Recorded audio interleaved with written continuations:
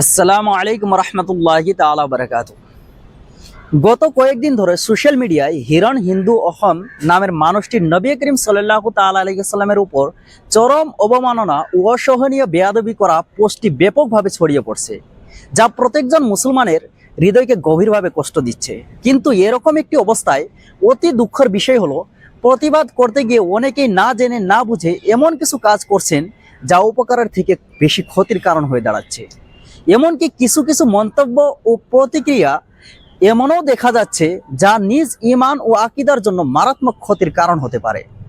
আর এরকম একটি কঠিন সময়ে মুসলমান হওয়ার বসে আমাদের কি করা উচিত, এবং এরকম ধরনের সিচুয়েশনকে যেখানে নিজের ঈমানের উপর কথা এসে পড়ে কিভাবে হ্যান্ডেল করতে হবে, আর কিভাবে প্রতিবাদ করলে আমরা নিজের ঈমানকে অটুট রাখতে পারবো এবং রাসূলুল্লাহ সাল্লাল্লাহু তাআলা আলাইহি ওয়াসাল্লামের প্রতি ভালোবাসা প্রকাশ করতে পারবো।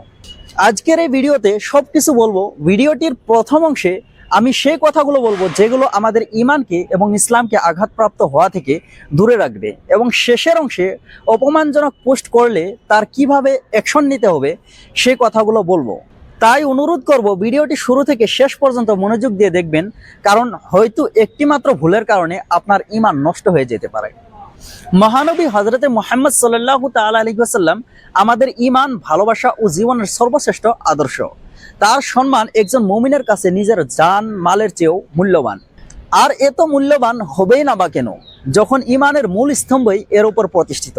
যেমন হাদিসের ভিতর উল্লেখ আছে, লা ইউমিনু আহাদুকুম হাত্তা আকুনা আহাব্বা ইলাইহি মিন ওয়ালিদিহি ওয়া ওয়ালাদিহি ওয়ান নাসি আজমাইন।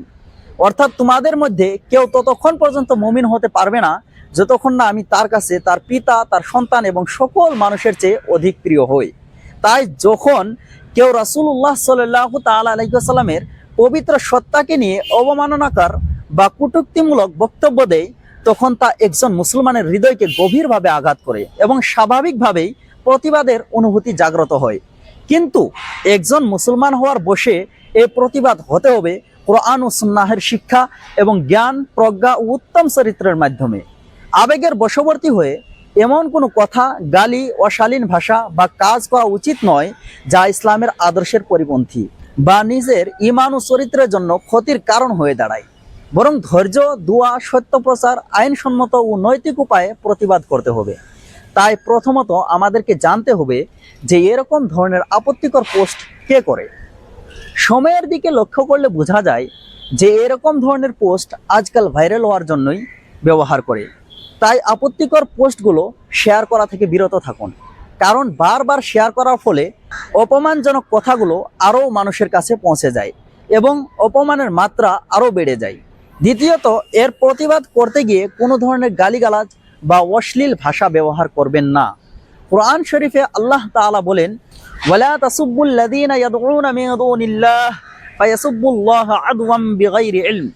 আর আল্লাহ ছাড়া যাদেরকে তারা ডাকে অর্থাৎ পূজা করে, তাদেরকে তোমরা গালমন্দ করো না, কারণ এতে তারা শত্রুতাবশত ও অজ্ঞাতবশে আল্লাহকেও গালিগালাজ করবে। অনেক সময় দেখা যায় কোনো মুসলিম যখন তাদের বাতিল মাবুদকে গালি দেয়, তখন তারা তার প্রতিবাদে আমাদের মাবুদে হাকিকিকে গালি দেয়। তাই এর থেকে আমাদের বিরত থাকতে হবে। তৃতীয়ত, আমি যখন সে পোস্টটির কমেন্ট পড়তে লাগলাম, তখন কিছু মুসলমানের কমেন্ট দেখে আমি হতবাক হয়ে গেলাম, কারণ সেই কমেন্টগুলো ঈমান ধ্বংসকারী কমেন্ট ছিল। যেমন এক ব্যক্তির কমেন্ট দেখলাম, যেহেতু পোস্টটিতেও উল্লেখ ছিল যে হযরতে মুহাম্মদ সাল্লাল্লাহু তাআলা আলাইহি ওয়াসাল্লাম একজন ধর্ষণকারী, নাউযুবিল্লাহ, তাই সে কমেন্টে লিখেছে যে তোর মায়েকে ধর্ষণ করে এসেছে, তার জন্যই তুই এরকম ধরনের কথা বলেছিস, নাউযুবিল্লাহ। এই কমেন্টের দ্বারাই নবী করিম সাল্লাল্লাহু তাআলা আলাইহি ওয়াসাল্লামের চরিত্রের উপর ততটাই আঘাত হয়েছে যতটা তার পোস্টের দ্বারাই হয়েছে। তাই সেই কমেন্টকারী ব্যক্তিদের আমি অনুরোধ করে বলবো যে খুব দ্রুত তওবা করে নিন এবং এরকম ধরনের কমেন্ট থেকে বিরত থাকুন, কারণ এগুলো ঈমান ধ্বংসকারী কমেন্ট। এবার জেনে নেই এরকম সময়ে তাহলে আমাদের কি করা উচিত। এরকম সময়ে সর্বপ্রথম সেই আইডিটাকে রিপোর্ট মারুন। দ্বিতীয়ত, আইনি ব্যবস্থা গ্রহণ করুন। তৃতীয়ত, তার সামনে সবর ও হিকমতের সঙ্গে যুক্তি, প্রমাণ ও উত্তম চরিত্র দিয়ে ইসলামের সৌন্দর্য তুলে ধরুন। চতুর্থত, দোয়া করুন যে আল্লাহ তাআলা ইসলামের শত্রুতা থেকে মানুষকে হেদায়েত দান করুক এবং মুসলিম উম্মাহকে ধৈর্য ও প্রজ্ঞা দান করুক। পঞ্চমত, রাসূলুল্লাহ সাল্লাল্লাহু তাআলা আলাইহি ওয়াসাল্লামের প্রতি বেশি বেশি দুরূদ শরীফ পাঠ করুন, এতে ঈমান আরও মজবুত হবে। ষষ্ঠত, নিজের ঈমান ও জ্ঞানকে শক্তিশালী করুন। অনেক সময় ইসলাম ও রাসূলুল্লাহ সাল্লাল্লাহু তাআলা আলাইহি ওয়াসাল্লাম সম্পর্কে বিভিন্ন অপপ্রচার, মিথ্যা অভিযোগ ও বিভ্রান্তিকর তথ্য ছড়ানো হয়। তাই মুসলিমদের উচিত কোরআন ও হাদিস ও সিরাতে নববীর সঠিক জ্ঞান অর্জন করা। কারণ জ্ঞান যত শক্তিশালী হবে, বিভ্রান্তি ও অপপ্রচারের মোকাবিলা করাও তত সহজ হয়ে যাবে।